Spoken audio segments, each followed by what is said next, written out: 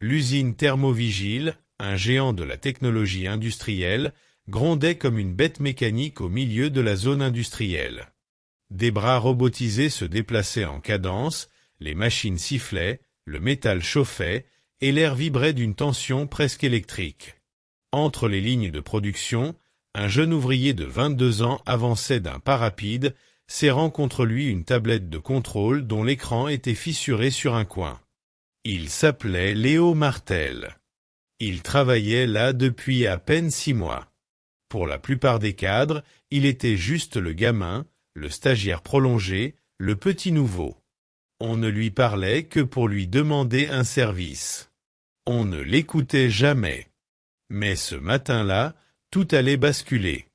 Tout commença dans la grande salle de conférence vitrée au 2e étage, où le PDG de l'entreprise, Vincent Delorme, un homme de 50 ans, costume parfaitement taillé et arrogance naturelle, tenait une réunion avec les chefs d'équipe. En bas, les ouvriers continuaient leur travail, mais Léo avait été convoqué pour un retour d'incident. Son cœur cognait dans sa poitrine. Il monta les escaliers métalliques, essuyant ses mains moites sur son pantalon. Quand il entra, tous les regards se tournèrent vers lui. Des regards froids.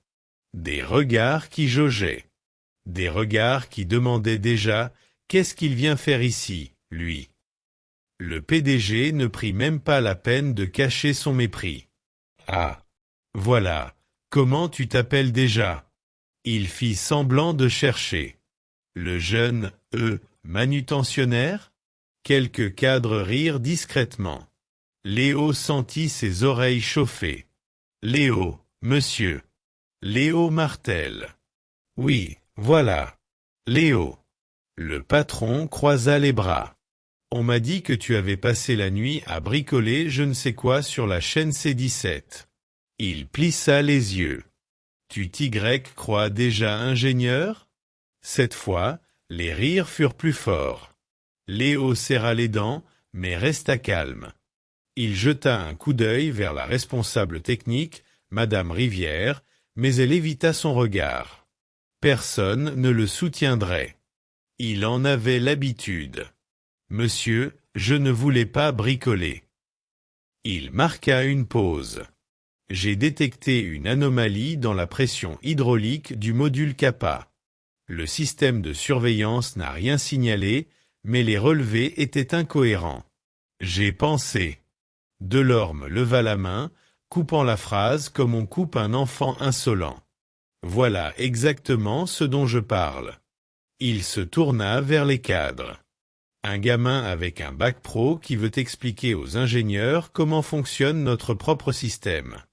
Les cadres hochèrent la tête, certains murmuraient déjà. Léo, dit-il avec une voix faussement bienveillante, tu dois comprendre quelque chose. Ici, chacun reste à sa place. Toi, ta place, c'est d'exécuter. Pas de réfléchir. Quelques rires éclatèrent encore. Plus fort. Plus humiliant. Léo baissa les yeux, une boule serrée dans sa gorge. Il sentit sa respiration devenir courte. Il aurait voulu partir, courir, hurler, mais il resta planté là, tétanisé. Delorme se leva, contournant la table de conférence. Il marcha lentement vers Léo, jusqu'à se tenir juste devant lui. Les deux hommes n'avaient jamais été aussi proches. Le PDG sentait la Cologne chère.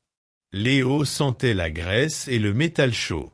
« Écoute-moi bien, garçon. » La voix était plus basse, plus dure. « L'entreprise fonctionne sans ton avis.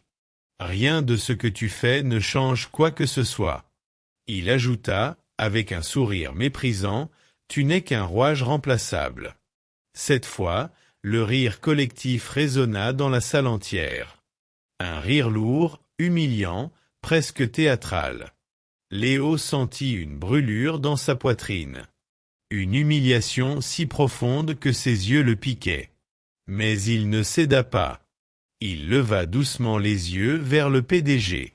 « Monsieur. » Il déglutit. « Si je peux me permettre, j'aimerais juste éviter un accident. » Le silence tomba soudain dans la pièce. Delors marqua un sourcil. Un accident? Il regarda les cadres. Voilà maintenant qu'il prédit des catastrophes. Des chuchotements nerveux circulèrent. Le mot « accident » n'était jamais anodin dans une usine classée à risque. Le PDG s'approcha encore. « Alors vas-y, impressionne-nous. » Son sourire était narquois.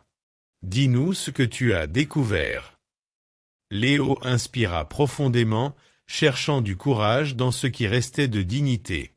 Puis il déverrouilla sa tablette et afficha les graphiques et relevés enregistrés la veille. J'ai comparé 3 cycles complets du module Kappa.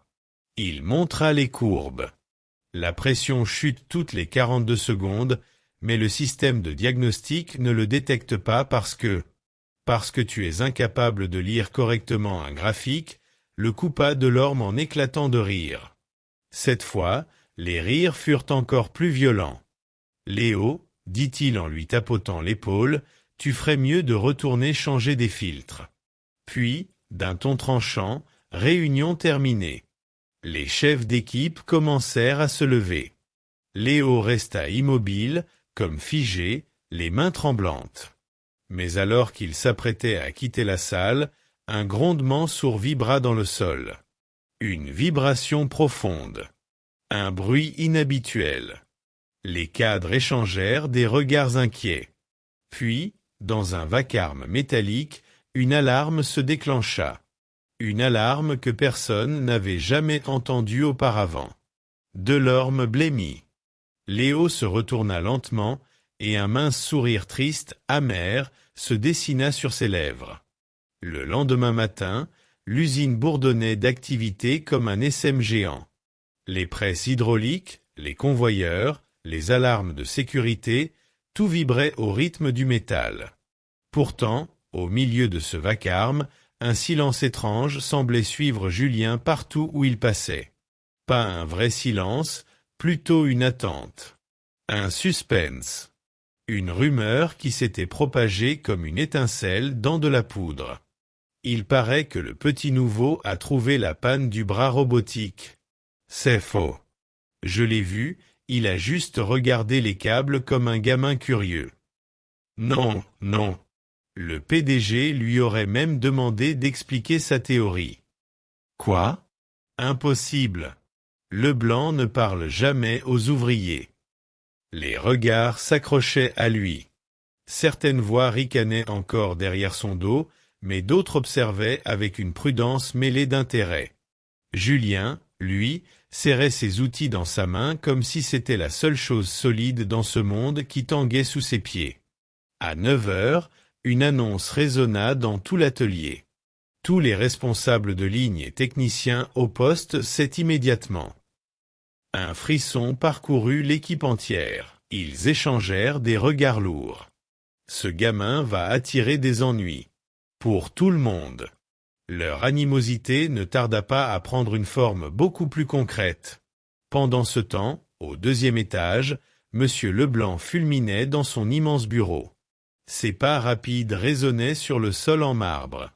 Chaque mouvement trahissait sa frustration, son orgueil blessé, sa colère mal contenue. Comment ai-je pu perdre la face devant mes employés? Marmonna-t-il en serrant les dents. Il frappa le bureau du plat de la main. Un ouvrier, un gamin, et tout le monde en parle comme d'un petit prodige. L'ingénieur en chef, Morel, se tenait devant lui, les mains derrière le dos, stoïque. « Monsieur, ce jeune a du talent. Beaucoup de talent. Je pense que je ne vous ai pas demandé ce que vous pensez. » Cracha Leblanc. Il inspira profondément, tenta de reprendre son calme, puis se redressa lentement. Où est-il maintenant? À la pause déjeuner, je crois. Très bien. Quand il reviendra à son poste, vous restez avec lui. Vous évaluez ses compétences. Vous observez. Le ton était froid, presque menaçant. Et si vous trouvez la moindre faille, la moindre erreur.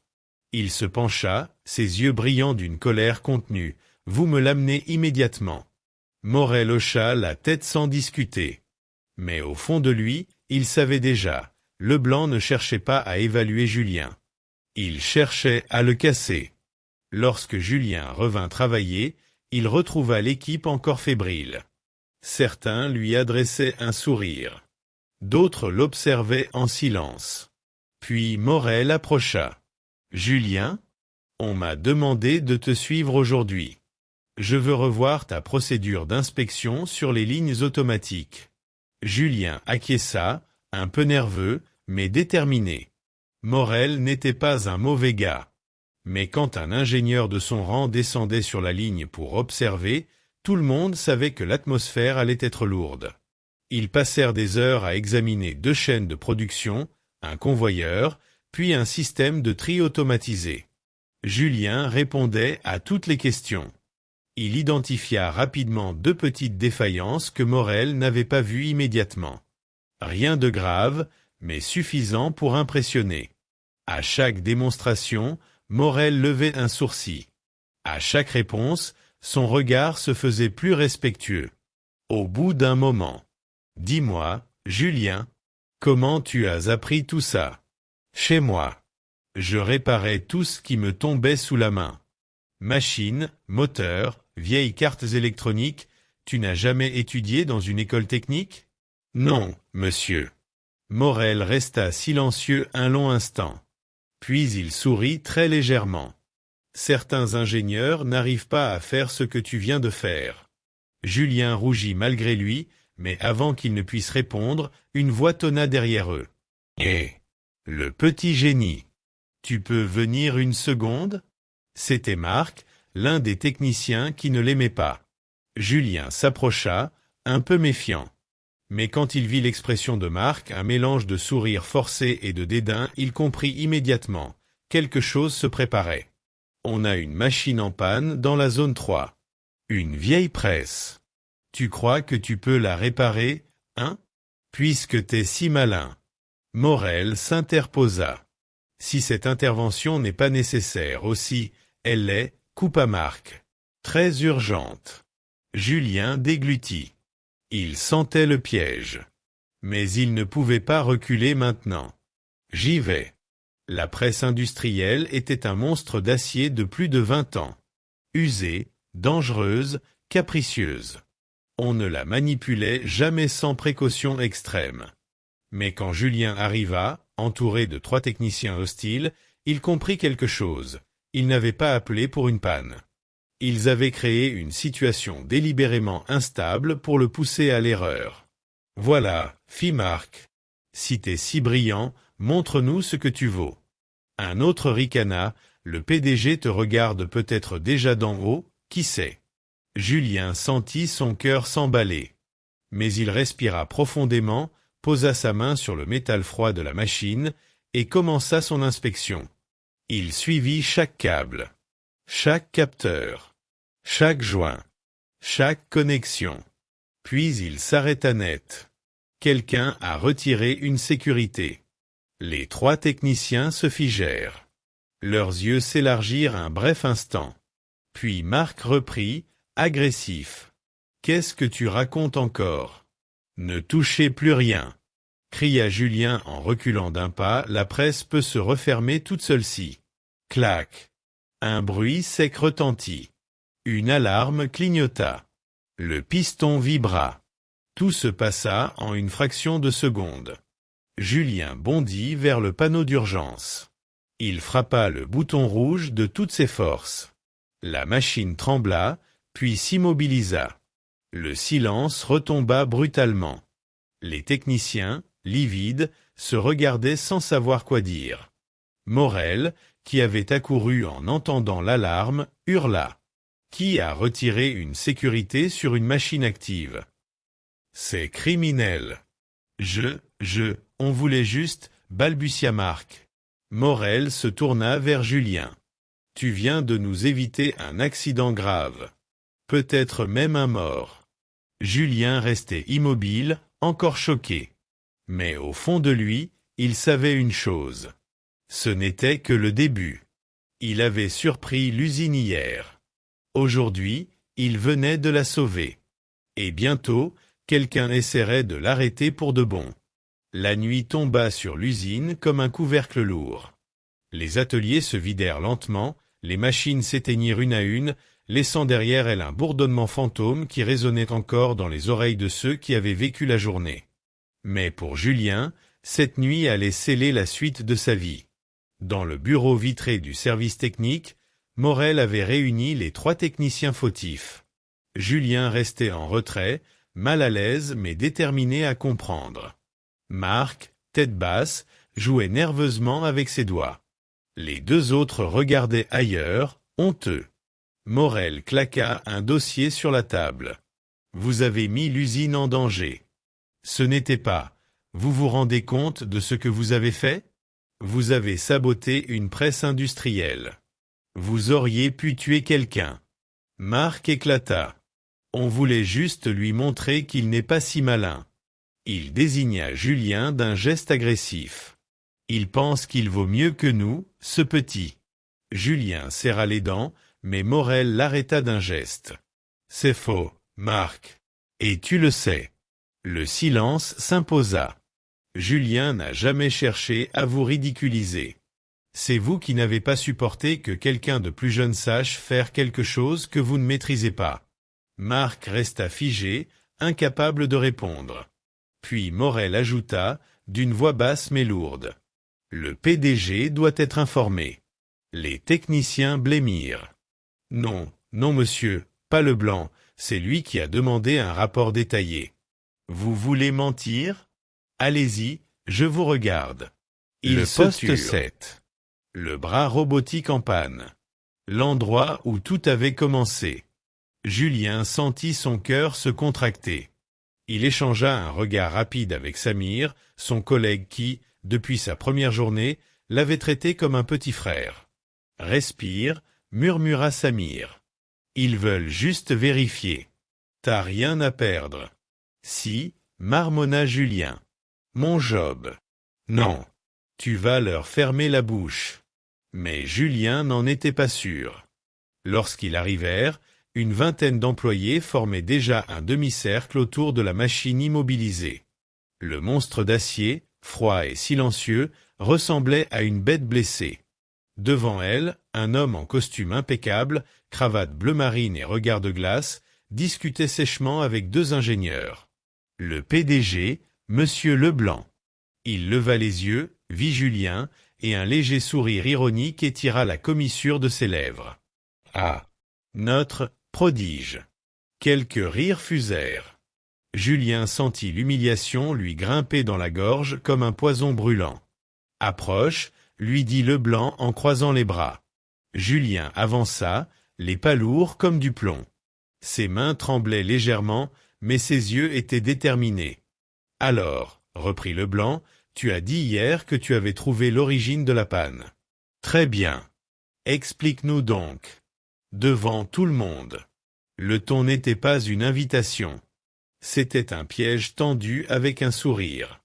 Julien inspira profondément, se pencha sur le panneau technique du robot et posa sa main sur le boîtier principal. Ses doigts retrouvèrent leur geste naturel, précis, comme lorsqu'il travaillait seul sur les vieux moteurs de son père. « Hier, » commença-t-il d'une voix encore basse, « j'ai remarqué que la séquence d'initialisation s'arrêtait avant la calibration du capteur de couple. Ce capteur-là. » Il désigna une petite pièce enfouie derrière plusieurs câbles. Un ingénieur fronça les sourcils. Un autre se redressa. Julien continua, un peu plus fort. « J'ai pensé que ce n'était pas le capteur lui-même, mais la manière dont il communique avec le bus de données. Le signal revient, mais pas dans la bonne plage. Donc, la machine se met en sécurité. » Des murmures parcoururent la foule. Leblanc ricana. « Et qu'est-ce qui te fait croire que cette théorie d'apprenti mérite qu'on l'écoute ?» Julien aurait pu se taire, s'excuser, reculer. Mais quelque chose en lui se réveilla, une colère calme, froide, forgée par des années à être sous-estimée. Il se redressa. « Parce que, j'ai vérifié. » Il ouvrit la trappe latérale du robot. « Regardez ici. » La nappe de connexion a été écrasée par un mauvais montage. Elle envoie un signal instable. Il faut juste la réaligner, ressouder 2 points et recalibrer. Rien d'autre. Un silence total tomba.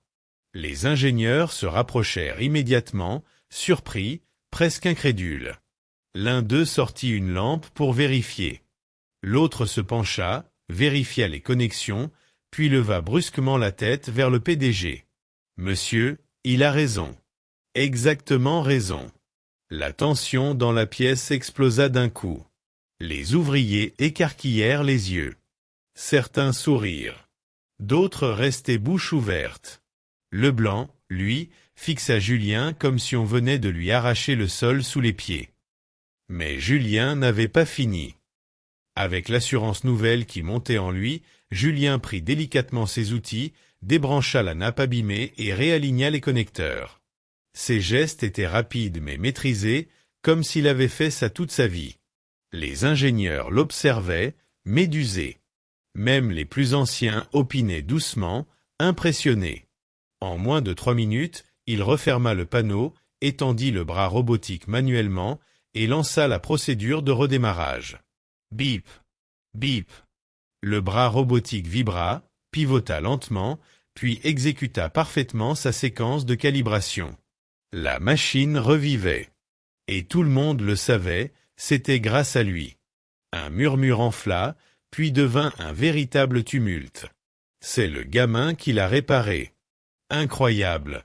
Mais comment il a vu ça? Même nous, on n'y avait pas pensé. Il est doué, ce petit, vraiment doué. Leblanc, rouge de surprise ou de vexation, tenta de reprendre le contrôle. Bien, ce n'était qu'un coup de chance. Une observation fortuite. Rien de. Mais il fut coupé net par le chef ingénieur. Non, monsieur. Ce n'est pas de la chance. Il se tourna vers Julien. Ce que vous venez de faire, seuls 2 techniciens dans l'équipe en seraient capables. Et pas aussi vite. Tous les regards se tournèrent vers Leblanc. Son sourire moqueur avait disparu depuis longtemps. Julien baissa les yeux, humble malgré le triomphe. Pas pour cacher sa fierté, mais parce qu'il réalisait, pour la première fois de sa vie, que tout ce qu'on lui avait dit, qu'il était trop jeune, trop inexpérimenté, pas assez diplômé, n'avait jamais été vrai. Il venait de le prouver. Devant tout le monde. Et ce n'était que le début. La nouvelle du miracle du poste 7 se propagea dans l'usine comme une traînée de poudre. Moins d'1 heure après l'incident, tout le monde en parlait. Les caristes, les chefs d'équipe, les techniciens, même les secrétaires du bâtiment administratif. Et au centre de cette agitation, il y avait Julien. Lui, pourtant, n'avait pas changé d'un pouce. Il marchait encore avec la même démarche un peu hésitante, la même casquette usée, les mains dans les poches quand il ne travaillait pas. Mais le regard des autres, lui, avait complètement changé. Dans le réfectoire, quand il entra avec son plateau, plusieurs têtes se tournèrent vers lui. Les conversations diminuèrent d'un ton. Puis, contre toute attente, 2 ouvriers plus âgés lui firent un signe de tête respectueux. Un chef d'équipe lui tapa même sur l'épaule. « Beau boulot, gamin. T'as fait fermer des bouches. » Julien esquissa un sourire, timide mais sincère. Il s'assit avec Samir, qui regardait autour d'eux en riant doucement. « On dirait que t'es une sorte de star locale maintenant. »« Arrête, c'est gênant, » répondit Julien en jouant avec sa fourchette. « Gênant? Mec, c'est la première fois que je vois Leblanc avaler sa salive de travers. Rien que pour ça, ça valait le coup. » Julien rit. Un rire léger, libéré, qui fit disparaître la tension qu'il avait portée sur ses épaules la veille. Mais il ne savait pas encore que ce qui l'attendait n'était pas seulement de la reconnaissance. Parce que dans le coin de la salle, 3 hommes au blouson bleu foncé, des techniciens seniors, le regardaient d'un œil mauvais. « Tu l'as vu, ce morveux? Il a juste eu de la chance. » Non, il a eu une chance en or. Et maintenant, on va devoir supporter qu'il parle aux ingénieurs comme s'il en faisait partie. Le PDG a déjà assez d'ego. Pas besoin d'un autre petit génie qui lui fait de l'ombre. Et à ce moment-là, Julien comprit que quelque chose était en train de basculer. Pas seulement entre eux, mais dans l'usine entière. Quelques minutes plus tard, Leblanc écrasa la porte de son bureau en entrant. Il avait lu le rapport. Il avait tout compris. Et il bouillonnait. Donc, si je comprends bien, vous avez tenté de piéger un ouvrier, et c'est lui qui vous a sauvé d'un accident majeur. Les techniciens ne répondaient pas. Ils tremblaient. Julien observait la scène, muet. Puis Leblanc pointa son doigt vers lui. « Et toi ?» Il s'avança lentement, chaque pas frappant le sol comme un verdict. « Toi, tu continues à te mêler de choses qui ne te regardent pas. » Morel intervint. « Monsieur, sans lui, on aurait eu un blessé grave, voire un mort. Vous devriez, je ne vous ai pas donné la parole. » Hurla Leblanc. Puis il planta son regard dans celui de Julien. « Tu crois me surpasser ? Non, monsieur. Je veux juste faire mon travail. Ton travail est de suivre les ordres. Pas de jouer au petit prodige devant mes employés. » Julien sentit la colère monter en lui, mais la retint. Il ne pouvait pas gagner en s'énervant. Il le savait. Le PDG reprit, glacé. « À partir de demain, Julien, tu seras affecté à la zone de nettoyage industriel. » Morel bondit. « Quoi ? Monsieur, c'est injuste. C'est ma décision. » Julien resta immobile.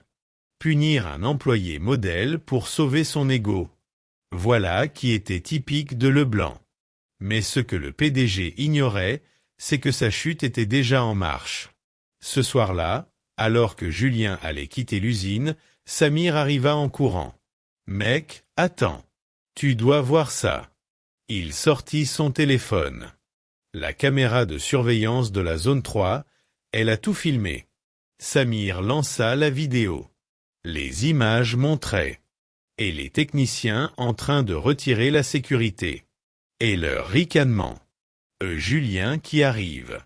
Et le mécanisme qui manque de s'abattre. Julien qui saute sur le bouton d'urgence. Et les 3 techniciens pétrifiés. Samir secoua la tête. On ne peut pas laisser Leblanc te punir après ça. Samir, je veux pas créer d'ennuis, c'est lui qui crée des ennuis. Toi, t'as sauvé une vie aujourd'hui. Puis Samir ajouta. Et tu sais qui a accès aux caméras? Qui? Le comité central. Le conseil. Ceux qui ont le pouvoir de virer le PDG. Julien sentit un frisson le traverser. Je veux dire que demain matin, quelqu'un d'autre va devoir rendre des comptes. Les ouvriers chuchotaient partout. Les techniciens marchaient en silence, la tête baissée. Morel semblait nerveux. Et soudain, 3 voitures noires entrèrent dans la cour. Le conseil. Leblanc les accueillit avec un sourire forcé. Mais quand il vit l'un d'eux tenir un dossier avec le logo sécurité interne, la sueur perla sur son front. « Messieurs, quel plaisir de... Nous avons vu la vidéo. » Le visage du PDG se vida de toutes couleurs. « Ce n'est pas ce que vous croyez. Non seulement vos techniciens ont mis en danger des employés, mais vous avez couvert l'incident. Et tenté de punir le seul qui a empêché un accident. » Leblanc tenta de se défendre, mais personne ne l'écoutait. Finalement, le président du conseil conclut. « Monsieur Leblanc, vous êtes relevé de vos fonctions. » Immédiatement. L'usine retint son souffle.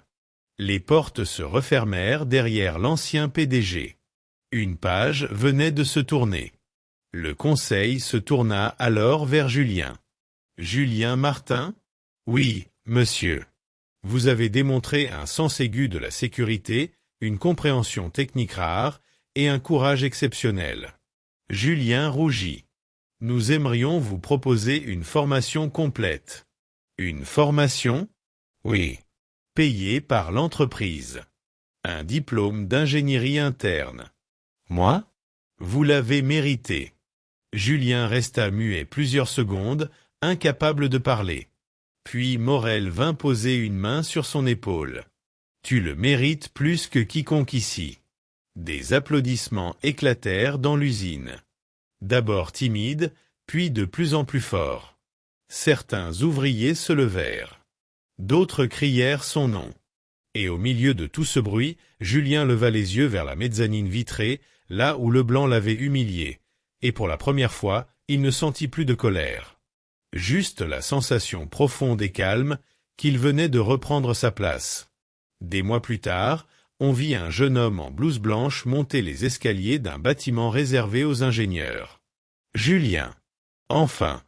Il passa devant les bureaux. Certains techniciens baissèrent les yeux, gênés. Il ne leur en voulut pas. Puis, devant la grande baille vitrée donnant sur l'usine, il s'arrêta. En bas, les ouvriers travaillaient comme toujours. Le bruit était le même, l'odeur aussi. Mais quelque chose avait changé. Julien savait désormais ce qu'il valait. Et personne ne pourrait plus jamais le lui enlever.